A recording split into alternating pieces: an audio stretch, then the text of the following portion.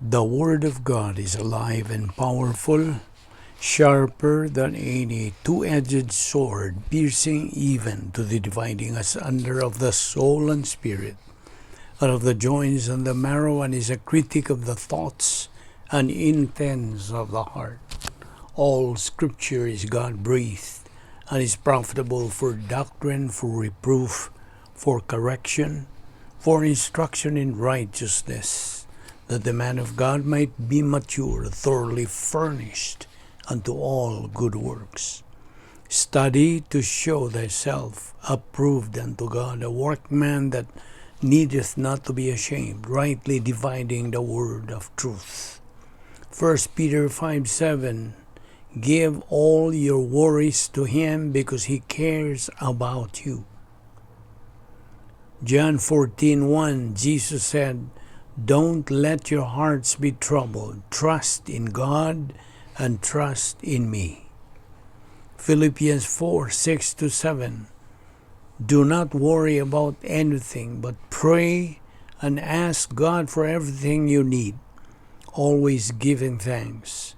And God's peace, which is so great we cannot understand it, will keep your hearts and minds in Christ Jesus. Colossians 3:15, let the peace that Christ gives control your thinking, because you are all called together in one body to have peace.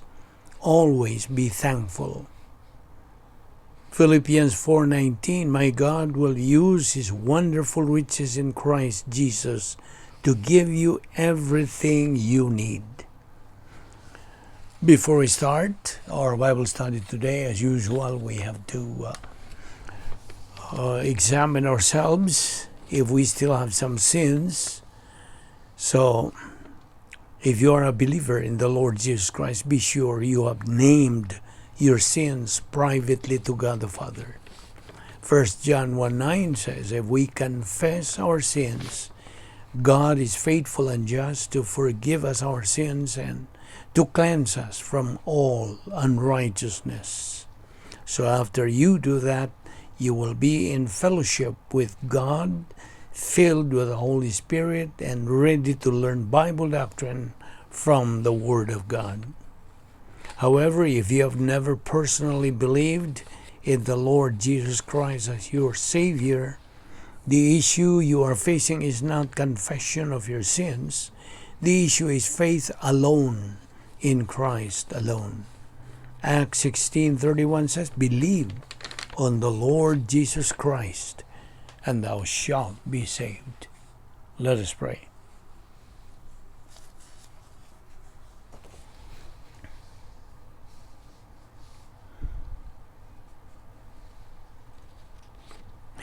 Father, we are grateful to you for the privilege of assembly worship, and hence having the privilege of having fellowship with you and your word, which lives and remains forever.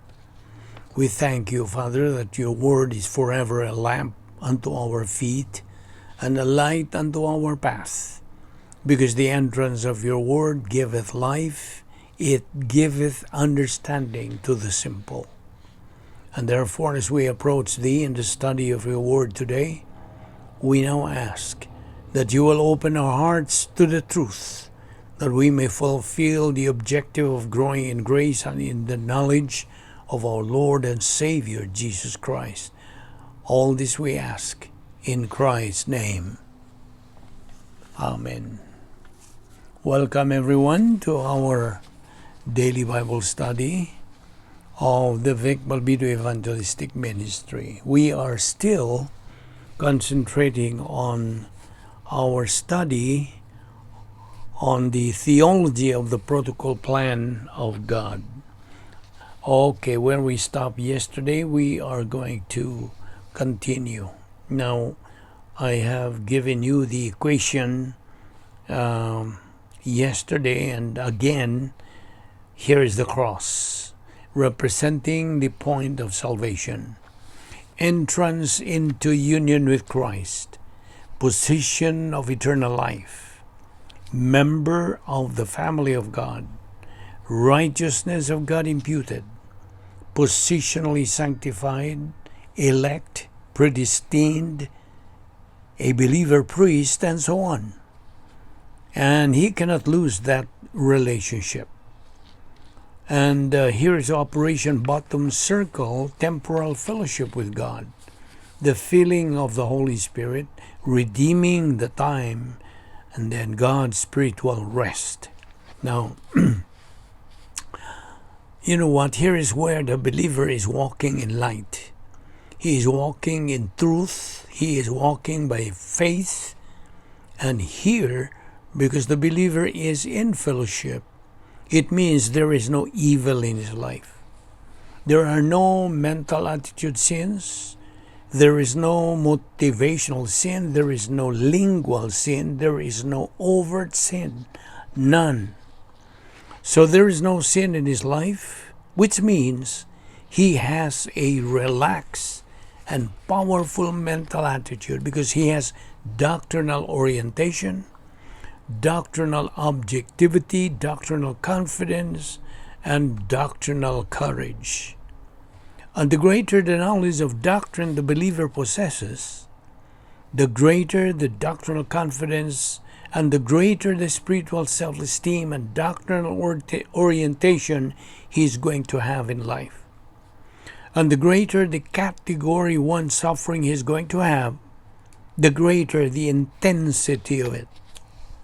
Now this is suffering according to the will of God. Compassion suffering for the salvation of unbelievers, for the spiritual growth of believers. A believer who loves the Word of God, the happiness and the love is so fulfilling, it is so wonderful that he wants all other believers to have the same thing. So, now he has compassion suffering for believers. To get plugged into the Word of God, because he wants them to have the same spiritual blessing that he has.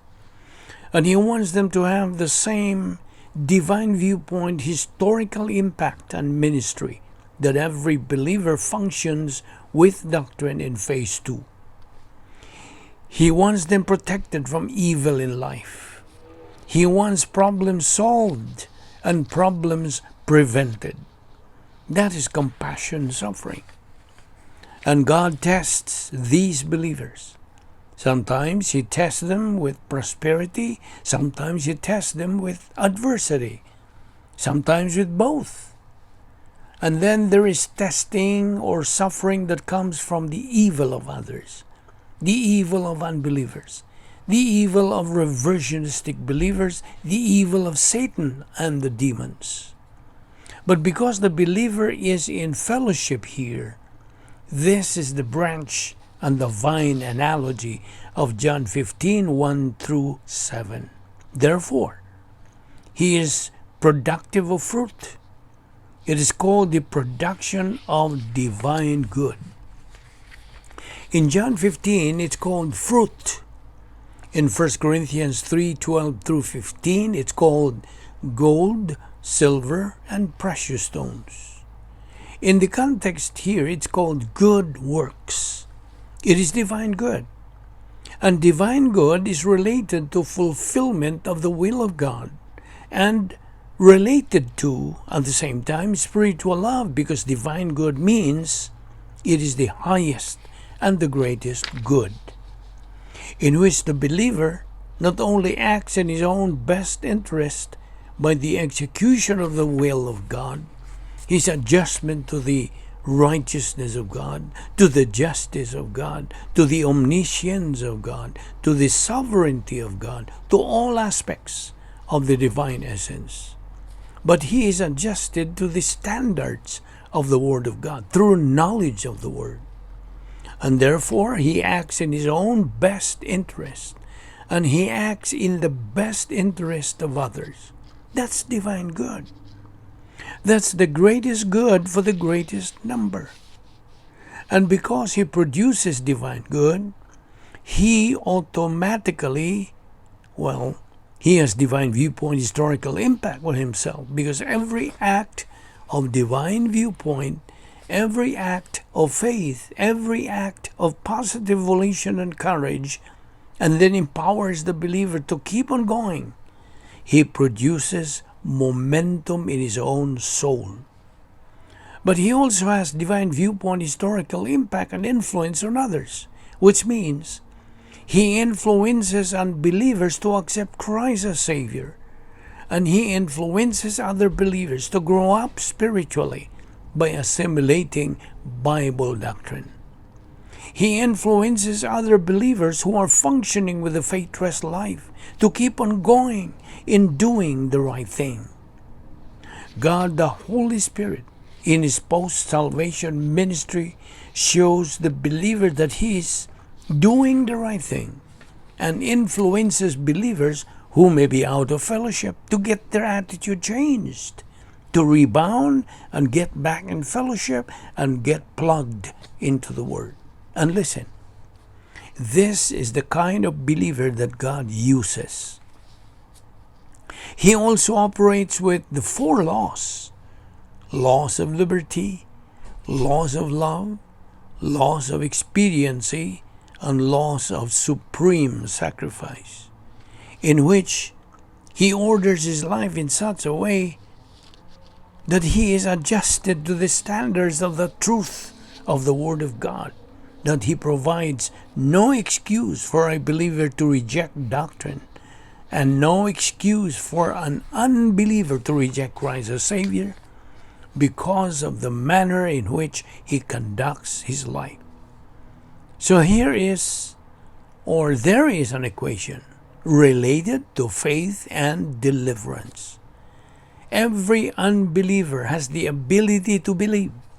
That is faith resident in the soul. And in salvation, the object of the believer's faith is the Lord Jesus Christ. Sirs, what must I do to be saved? Acts 16:30 and 31. Believe on the Lord Jesus Christ, and thou shalt be saved. You see, in salvation, faith is directed toward the Lord Jesus Christ. And Acts 4:12 says, neither is there salvation on any other under heaven given among men whereby we must be saved. There is only one way to get eternal life, and that is faith in the Lord Jesus Christ. There is no other way to get eternal life. It's believe on the Lord Jesus Christ, and thou shalt be saved. That is salvation. Now in phase 2, we have the believer in Jesus Christ. He still has faith resident in his soul. In other words, he still has the ability to believe. But now, the object of his faith is changed from one portion of Scripture, and the one portion of Scripture in salvation is every portion of Scripture related to the gospel message. But he has passed through that barrier. He has trusted in Christ as his Savior. Now, the object of the believer's faith becomes the totality of the Word of God, dispensationally, and I will add, categorically understood. You cannot understand. Nobody can understand the Bible if you don't understand it categorically. For example, if you read from Genesis 1 to Esther chapter 10 in the Old Testament, that's the historical section. You are dealing with a category. All the categories of the Word, but the basic category with which you're dealing there is the category of history. And history is the record of the progression of events in the current time setting called chronology. And they occur, therefore, at a given time frame and in a given geographical location. So we have history, chronology, and geography wrapped up all into one without talking any of the categories of doctrine per se.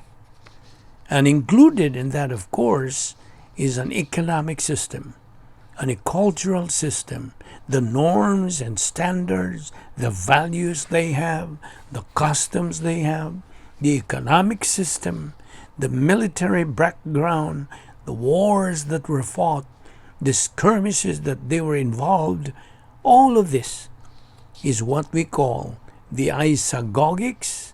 It is the background, but it's there, resident in Scripture. We will continue in our discussion of this tomorrow. So don't forget to be with us as we continue in this study. Let us pray. We thank you, Heavenly Father, for that so great salvation which you have freely provided for us through your uniquely born Son, the Lord Jesus Christ. Thank you for this Bible study.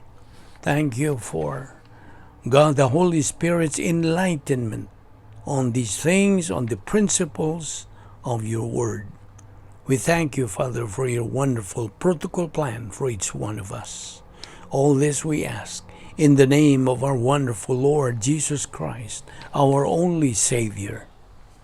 Amen.